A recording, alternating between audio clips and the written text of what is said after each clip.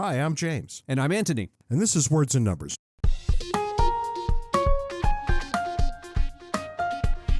The people might be aware that we've started our next book about unintended consequences. An unintended consequence arises when the government takes away people's abilities to make decisions for themselves, and they react in ways that the lawmakers didn't intend, and weird things start to happen. One of the mistakes that people make when they think about unintended consequences is they think that this is the result of poorly written legislation, which, granted, it could be, but that's not the driving factor. The driving factor is that the government has taken away people's abilities to make decisions for themselves. Even if the legislation is perfectly written, you're still going to have unintended consequences because you're coercing people. No matter what you try to accomplish, the minute you say, and it will be so, there are unintended consequences. Right. Unintended consequences are a problem with human behavior. Some of the unintended consequences that we're going to talk about are counterintuitive, they're surprising, and it's, I think, a never-ending reminder not to try to accomplish too much before you get some input on how things are going. Let's start with a simple one that's sitting out in my garage. Do you have a minivan? Not anymore. I've had a sequence of them. I think I'm on my fourth or fifth one now. If you recall, when we were kids, nobody had minivans. We had station wagons. Station wagons. Yeah, exactly. Yeah. With the big area in the back where you could roll around while your parents are driving. And they were fantastic, right? Because they had this plastic wood grain sticker that went on the side. Right. And it made them look as if they were made out of wood. Why would that somehow be a good thing? I was never able to figure that out. Station wagons were remarkably dangerous things. They had those bench seats. Remember those? I mean, nowadays you have bucket seats. The driver has a seat. The passenger has a seat. These were bench seats. It just goes all the way along. You could stuff, 4 or 5 people if they're small in there. Seatbelts never really came up. If you really wanted one, it was there, but it only attached across your lap. Later on, we had the requirement that seatbelts be installed in the cars, but there was no law that you had to wear them.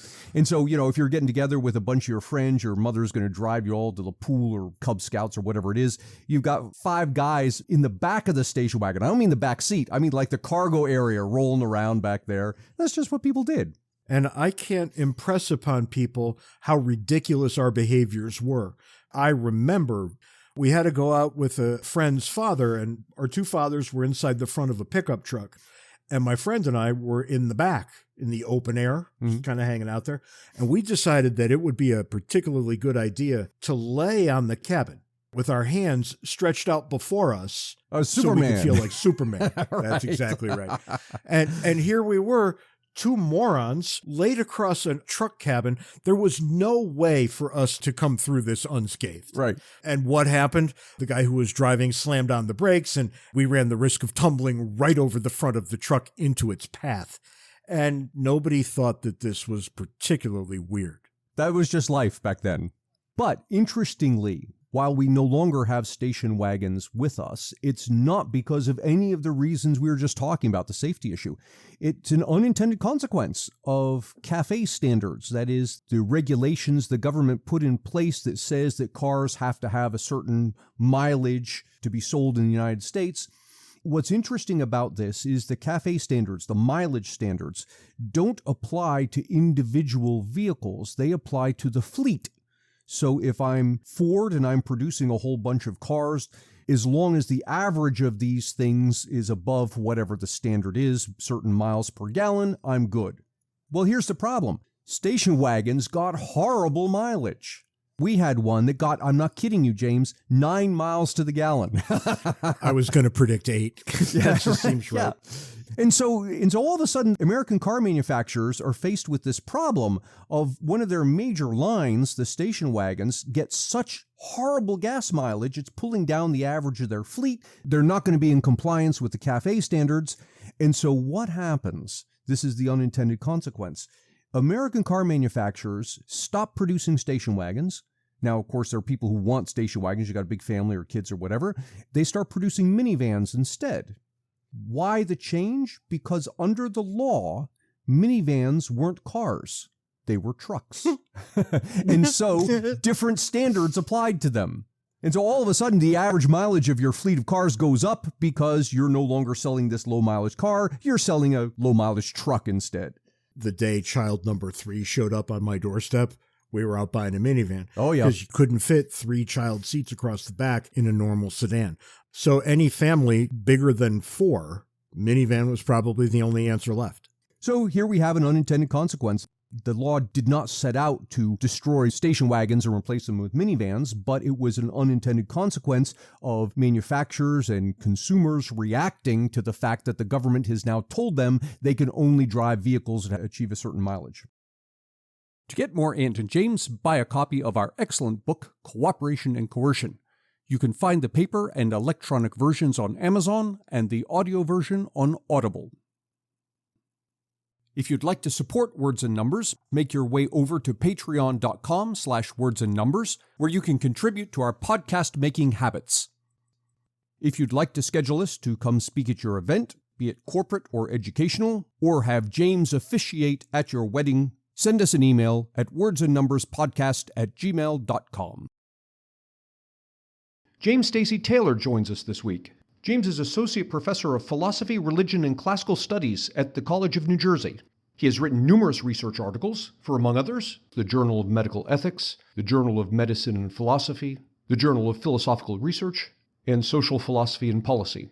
He's the editor of Personal Autonomy, published by Cambridge University Press, The Metaphysics and Ethics of Death, published by Oxford University Press, and has authored Steaks and Kidneys, Why Markets in Human Body Parts Are Morally Imperative, Practical Autonomy and Bioethics, Death, Posthumous Harm, and Bioethics, and most recently, Markets with Limits, The Merits of Market-Critical Arguments, which you can find on Amazon. There's a link in the show notes.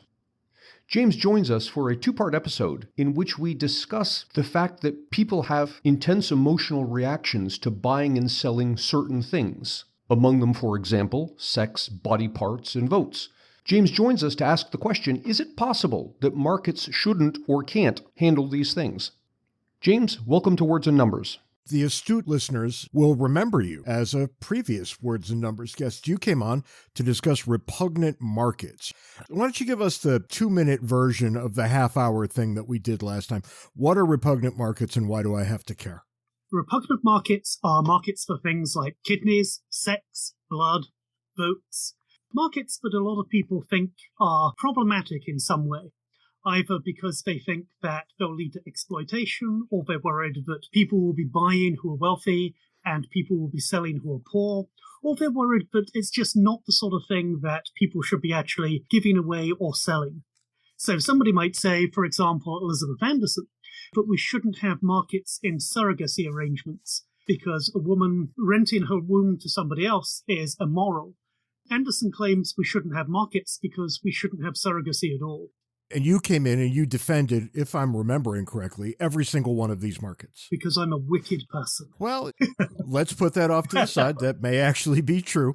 But you were very positive on all these sorts of markets. So imagine my surprise when I logged onto my computer one day and saw that you had written a book called Markets with Limits. How did we go from where you were to limits? And if your limits weren't in those earlier things, where are they? Well, I like to think of myself as being on a progress towards enlightenment, without the sandals, the saffron robe, or the mountaintop. But, James, I'm willing to take you as my guru, so clearly things are going to go badly wrong anyway. But my thinking's evolved a little bit, so I'm still very much in favor of all of these markets. But I do think that there might be limits to market norms, by which I mean people pursuing things purely for their own self-interest, independent of anything else. The way in which I see markets as being legitimately limited would be with respect to, say, professional activities, like legal work or academic work, or even, say, sporting events, if you want to be a professional sportsman, as Anthony Davis clearly is. And my idea here is that some types of professional activity, say the activity of being a lawyer, have standards of excellence built into the practice itself. So if you're going to be a really, really good lawyer, then you should work for the benefit of your client. But I don't think that you should do it purely for the money. So if you have Anthony Davis, who's murdered somebody, he comes to me as his attorney and said, Taylor, I've murdered somebody, but I'm super rich and I'll give you a huge bonus if you get me off. I think that as a lawyer, I should be in the practice of serving justice, And so I might say, tell Anthony, it doesn't matter how much you're going to pay me. My duties as a lawyer prohibit me from making everything a pure market transaction. And similarly with academia, we would often look askance at somebody who came up and said, I've just got this huge contract from Big Tobacco to do studies showing that tobacco increases your life by 30 years. We might think that person's been corrupted. They might be doing studies for tobacco, they might even be funded by tobacco, but what should actually govern their interest is not the money they're being paid, but the search for the truth. And if it turns out that the study doesn't support the tobacco company's interests, then they should go right ahead and just say, this is how things are. So I think that markets should be limited in the sense that market norms should be limited. Certain professional practices should be governed by standards internal to those practices. We shouldn't just pursue money. Have we asked the right person on here? Are you the same James Stacey Taylor who was here before? I am. I'm a James Stacey Taylor. We should sell kidneys. We should sell votes. We should sell all sorts of things. And all of that is perfectly legitimate. But, Anthony, you'd like this. We shouldn't sell our souls. All right. I want to back up a minute because you passed over something that in your book I thought was fascinating. I just want to underline it to make sure the readers get it. You make a distinction, as have other philosophers, between the morality of buying and the morality of consuming. Right. That is, to take sex as an example, you can give it away. That's morally acceptable, but you shouldn't sell it. That's morally unacceptable, or by certain views. The point being that whether you think it's acceptable or not acceptable, that's actually two separate questions. Right. Somebody like Elizabeth Anderson is going to say that how we buy and sell sex is actually going to matter quite a bit. Elizabeth Anderson would say, James Harrigan becomes a professional sex therapist. And Harrigan doesn't just say, you can do whatever you want with me for money. He says, look, I'm a professional, and what we're going to do is going to be bound by what I, James Harrigan, want to do and think is appropriate. So James Harrigan might have certain views concerning patriarchal norms of sexuality. And as a sex therapist, he tries to undermine these. So Harrigan sells sex, but he sells sex in a certain way. By contrast, Anthony Davis is a happy hooker. Anthony Davis just says, for $50, you can do whatever you like. And somebody says, well, I know you don't like this particular act, Anthony. And he said, doesn't matter. $50 is $50. Now, somebody like Elizabeth Anderson would say, James Harrigan retains his autonomy, his authenticity, and so on. He's a professional sex therapist. He's somebody like an idealized attorney, because lawyers and sex workers are pretty much the same in many respects. By contrast, Anthony Davis, he's the bad type of sex worker for Elizabeth Anderson. He's somebody who's a lawyer who will just be a hired gun, doesn't care about justice, he's just interested in making a buck.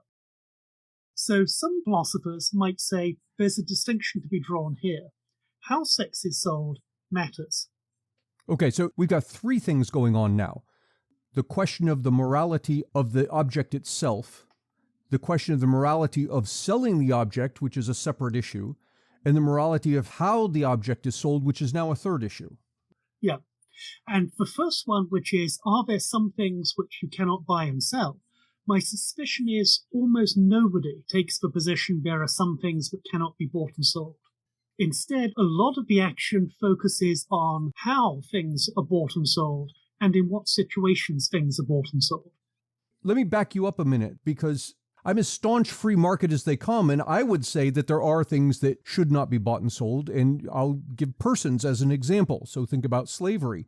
And this is an interesting conversation, but I haven't heard yet a foundational principle. In that case, I would fall back on the foundational principle that one's autonomy is inalienable, meaning I cannot separate it from myself, therefore I cannot sell myself. Yeah, I would agree that other persons are the sort of thing that you cannot buy and sell, but you also can't give them away. So James Harrigan decides to be an altruistic slave trader. Now, what James Harrigan does is he goes off, captures people, and then gives them away as slaves. That would be clearly impermissible.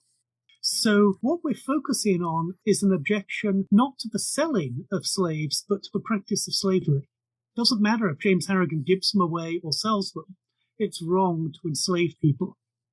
and yet I can give away people under certain circumstances. Almost every jurisdiction in the United States will allow you to drop a baby off at a firehouse. Right. That's functionally giving away a human being. It would be giving away a human being if you had property rights over them. In most jurisdictions, which I think have a sensible approach, you're not really giving away a human being, you're giving away your parental rights. I want to go back to the slavery question. You identified the wrongness as enslaving someone else, which is sidestepping my foundational principle argument. My foundational principle argument is that the right to oneself is inalienable. In other words, because of that, it would be wrong for me to sell myself into slavery. And it would also be wrong, if we accept that foundational principle, for you to give yourself away as a slave. Yes. So it's not the buying and selling where the wrongness lies. It's you believe that persons of a type of thing, but ought not to be either given away or sold. Okay. So we're not finding the wrong in the market, we're finding the wrong in the type of thing. So there, what we've done, and one can argue whether the foundational principle is correct, but let's take it as a given that the foundational premise is correct, then these other things follow. What then is the foundational principle, for example, that makes it okay for the lawyer to sell his services under certain conditions, but not under others? That's a good question. It might be that there's no particular foundational principle at work. It might be we have a social convention that lawyers will behave in this particular way. And what we want our lawyers to do is to pursue justice, to pursue truth, and not to be perverted by money. Maybe academics might be a better example here, because we can imagine a lawyer who says, I'm a really good lawyer, I take any case of my clients, no matter how bad their arguments or case is, I win, I'm an awesome lawyer. But it would be weird if you had somebody who says, I'm a fantastic academic, I look at the evidence, and whoever pays me the most, then I write a book saying their view is right. And I'm willing to pervert the evidence, I ignore it, I hide some, I twist it. We would probably say something's gone badly wrong in that case. You're not really a good academic, because a good academic should be pursuing the truth. Earlier, you used the word mores quite a bit. It seems to be that that's what you're appealing to. Now, mores seem to be an emergent phenomenon. You can't just make up mores. They occur somewhat naturally over time, given human interactions. So what you're saying is, we need to have mores, for lack of a better term, running this show. And yet mores are an emergent phenomenon that you can't just make up and say, here, follow this. I think that's right. Here's maybe another way of looking at things. Let's imagine that we reward excellence in academic work. If we're going to reward excellence in academic work, we have to ask ourselves, what's going to count as excellent academic work? If the answer is, what counts as excellent academic work is you're able to secure a lot of money for your academic work. In other words, you're able to get a lot of reward for your academic work. That seems a rather circular argument, because then the claim is, I'm doing excellent academic work, so I should be rewarded. How do we know you're doing excellent academic work? Because I'm getting rewarded. We need some sort of independent criterion for working out what excellent academic work is. And I think you're right, James. This might vary from society to society. I can see medieval European society saying excellent academic work is that which furthers the glory of God. So if you're a philosopher in medieval Europe and you give a fantastic argument for the existence of God, nobody can undermine it, then we'll say that's excellent academic work because it furthers the purpose. But I'm still wondering who gets to decide now. Are we going to throw this open to a bunch of sociologists? Will we just take whatever they say as correct? Or do we have to go somewhere else? What will determine what's acceptable and not? I'm not seeing the line that I think I need to see. So I take it your case is, why should we accept one particular view of excellent academic work rather than another? Yeah, I think the question of who gets to decide is a very meaningful question. Right. Presumably we can eliminate some possibilities. It would be weird to say excellent academic work is that which misrepresents others' work as much as possible and gets away with it. That would be weird. If, however, we say excellent academic work is that which furthers understanding of our subject matter, that seems at least to be a contender. Now, I agree with you, James. That doesn't show that is going to be the definitive account of excellent academic work. But it seems that it's a better contender than that which perverts others' work. And if you're looking in the world of better and worse, things are actually pretty simple. But if you're looking at better, worse, and what we need to do, now it's very complicated. Right, and I agree, because now we could have a real problematic discussion as to why should we say somebody who works on the novels of Charlotte Bronte, that's excellent academic work. Somebody might ask, quite reasonably, why do we care about Charlotte Bronte? Shouldn't we devote resources to, say, studying cancer treatments instead? So I think those sort of questions as to where we devote resources, those are real questions. And if you're a Bronte person, it's going to be pretty hard to defend studying Charlotte Bronte and taking resources away from cancer. By that standard, it's very difficult to defend anything. Yeah. Now, if I'm hearing you correctly, you're saying I've got this big picture sussed out, but maybe some of the very minute details here, there's no way of knowing. I think that's fair. At the end of the book, I note that pretty much explicitly. I say that this book is in the middle of a research project, where should the moral limits of markets lie, and at the start of another research project, how do we ascertain what is really good academic work? How do we determine whether market norms or whether market incentives should apply to certain types of academic work but not to others? It's fascinating because this is a question at its heart that's literally a question asked by Plato a couple thousand years ago. Who gets to decide is something that comes up in his laws. And there's no right answer. There's just a lot of discussion. And it seems that, as is usually the case, the best of us are right back to that same notion that we're going to have to deal with maybe an amorphous sort of knowledge. You squeeze it one way and it pokes out another. There may be ways we can determine how to arrange academic work, even if we're not sure what its real purpose is, or even indeed if it has a real ultimate purpose. Imagine that you provide everybody with a $20,000 bonus if they produce a book.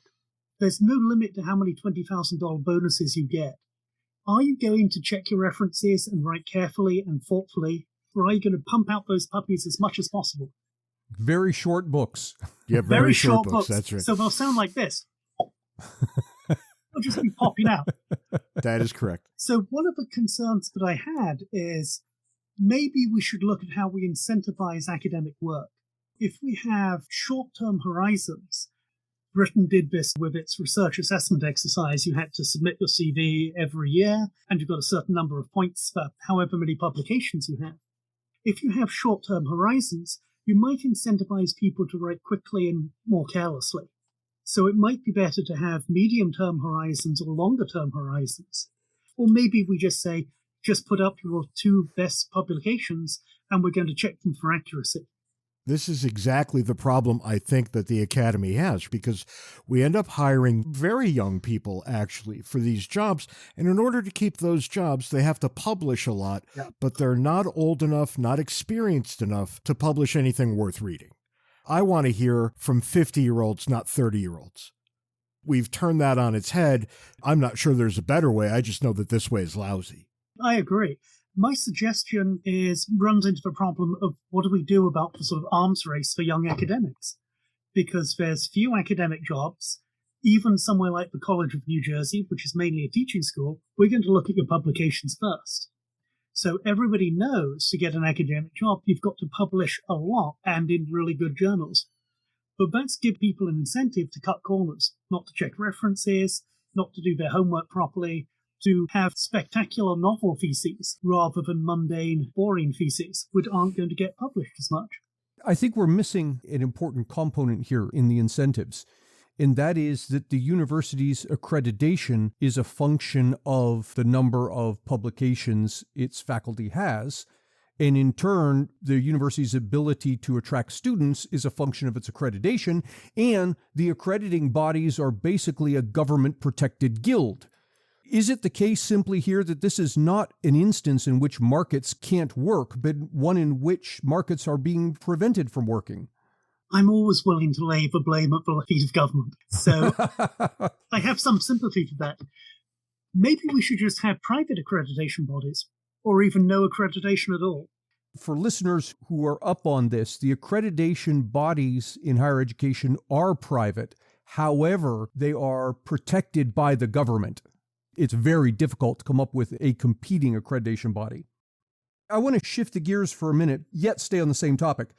You've been talking about how to evaluate excellence in academic publications. I want to look at other markets that might exhibit the same phenomena.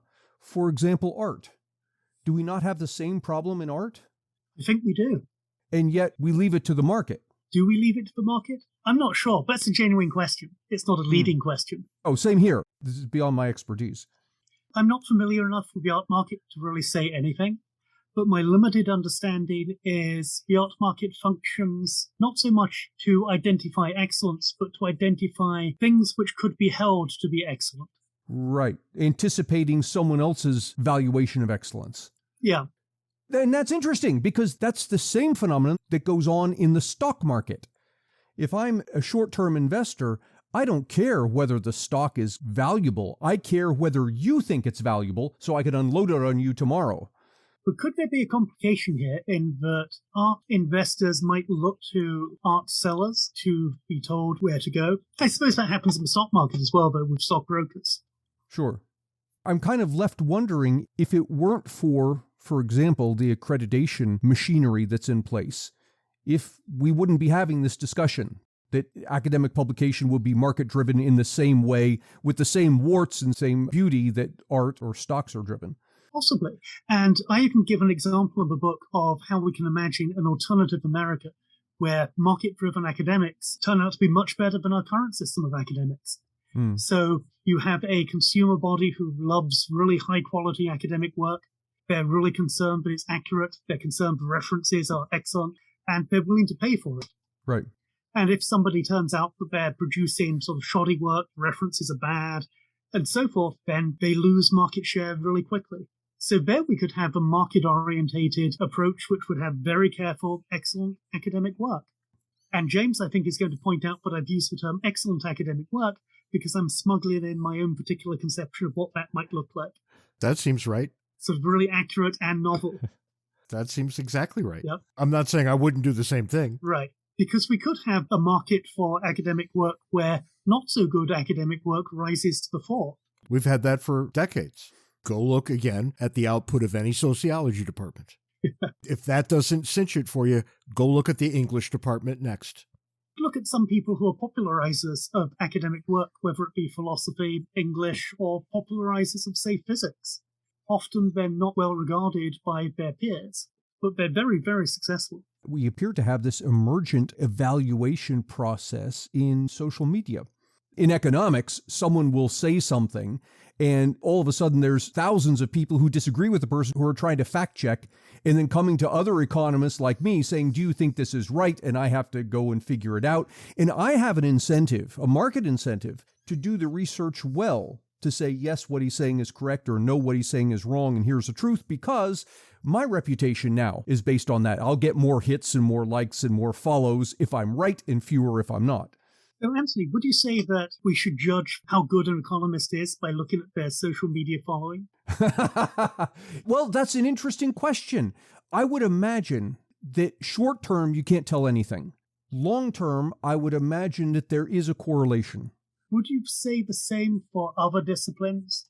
Imagine that you have, or we don't need to imagine, but say we look at who's a really good philosopher by how their social media presence is. Because I take it with economics being more math-based. You could tell people, no, this is wrong. But philosophy, it's not so clear we could do that. Right, and I think I'm going to have to fall back on Harrigan's criticism of how do you define what's great.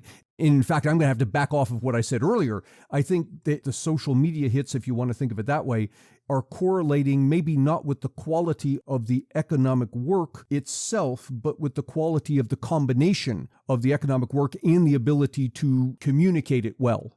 That seems right. Could you have somebody who's a very good economic communicator where the quality of the work is rather bad? Yes. I have examples on the top of my head, right? We have those. And what happens is they do have a following, but every time they put something out there, there's solid criticism coming back. And by solid, I mean something substantially above, well, you're an idiot. And I've got two people in mind for exactly this. On the one hand, I think James has described Anthony Fauci, who seems to do a brilliant job of messaging, but I think he's for sale in a lot of ways. And then I think Neil deGrasse Tyson fits that same basic model. I was thinking of Robert Reich. Well, yeah, him too. An excellent communicator. But there's this other guy who had a TV show, Mr. Science kind of TV show, and his name escapes me at this point. The guy with the bow tie? Yeah, exactly so. He's got a bachelor's degree in something. He's not a legitimate scientist. He's a popularizer of the ideas, and not even good enough that I remember his name all the time. Bill Nye. Bill Nye. That's the one. Thank you. Bill Nye, the science guy. Yeah. So we've got a small handful here right off the tops of our heads of people who seem to make a very comfortable living talking about something that a lot of other people know a lot more about. You get strange examples like Paul Krugman, who is a superb economist within a certain field of economics. He's a superb communicator in a field of economics in which he actually is not a good economist. And he seems to be for sale. I'm starting to make your case. I am.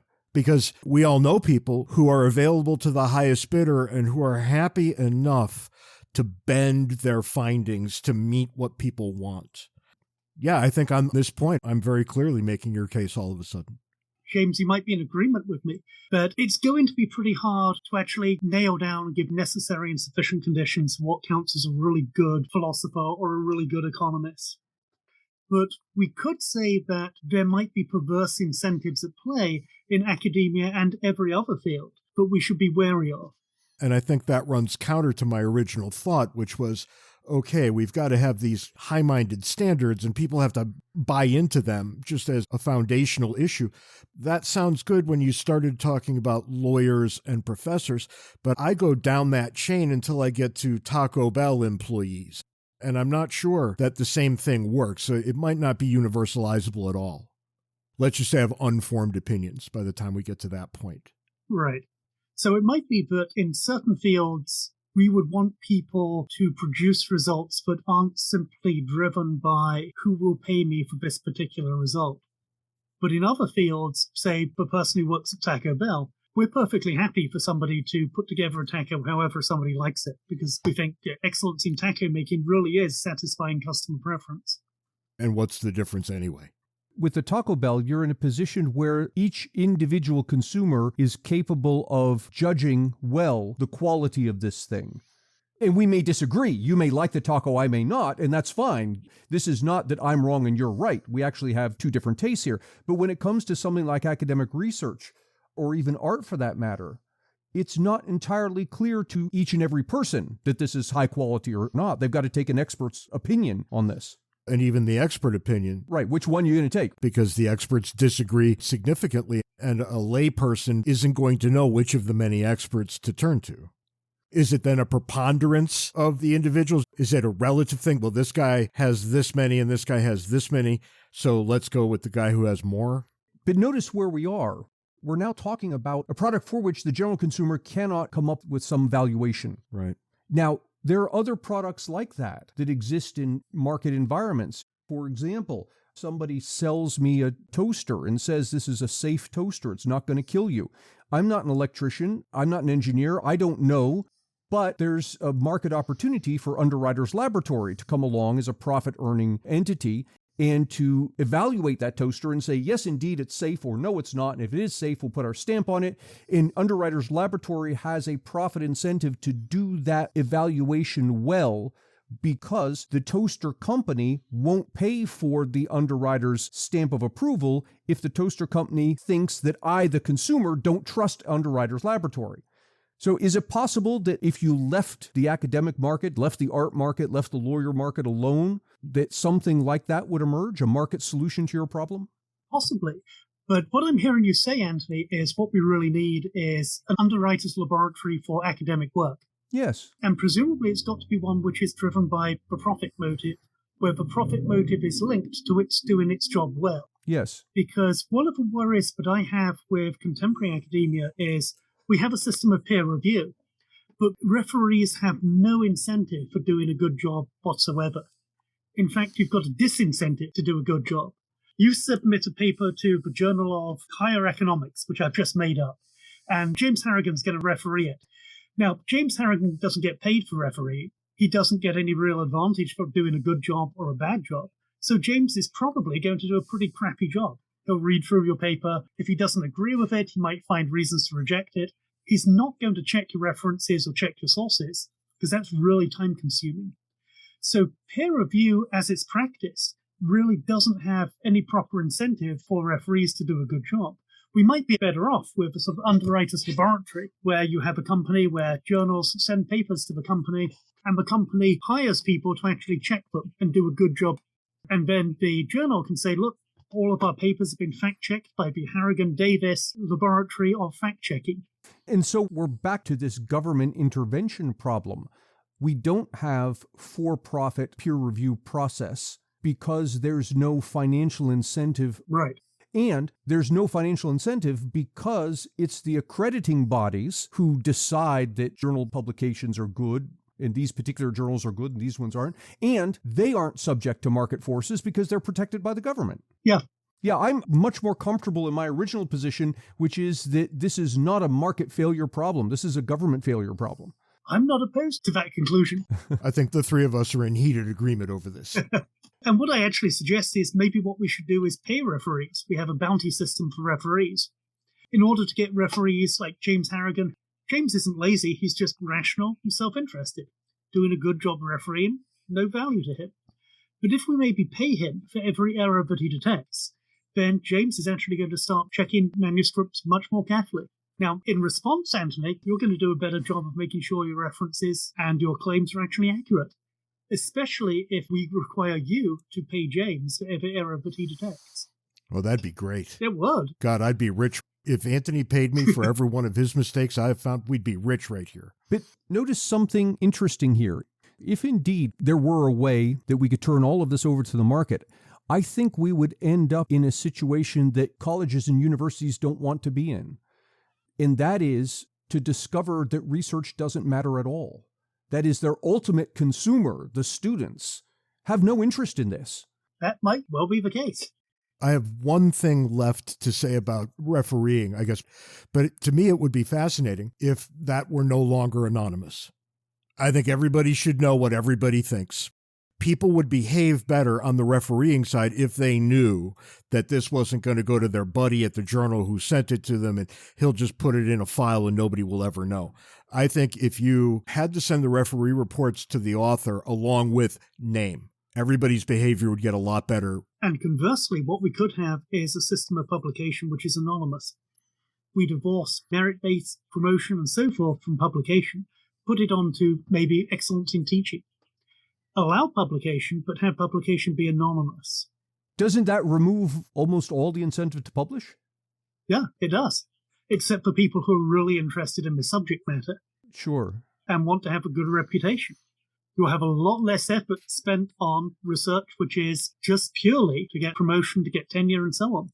Wasn't this the practice back in the Middle Ages? You would have monks who would anonymously write tomes on the Gospels or whatever it is. That strikes a bell, but I'm not sure if that's actually the case. But imagine people on the internet post stuff anonymously all the time. They have heated discussions. I mean, who knows who Sheep Lover 107 is? Could be anybody. But except for the number 107, I already do know who that is. But if you look back at the American founding, a period of American history in which I'm very conversant, there were any number of high-profile, anonymously written broadsides and pamphlets, and they served a real purpose. You might be right here. I don't know that I agree with you yet. The more I understand, the more less reasonable I think you are. I think you're actually quite reasonable here. That's something in itself. Well, I just don't know how far down the road I'm going to go with you. I know I'm going to be with you for at least part of the way. And that's all the time we've got this week on Words and Numbers. Until next time, be sure to follow us on Twitter. Handles are in the show notes. Join Words and Numbers Backstage, the Facebook group where the conversation continues, and send us email, wordsandnumberspodcast@gmail.com. Until next week, try to be nice to one person. One person who doesn't deserve it. Just one. And who knows, it may turn into a trend. Give it a shot. You might feel good about yourself. You could say you tried. You tried, that's right. Till next week, can't take it easy. See you next week, James.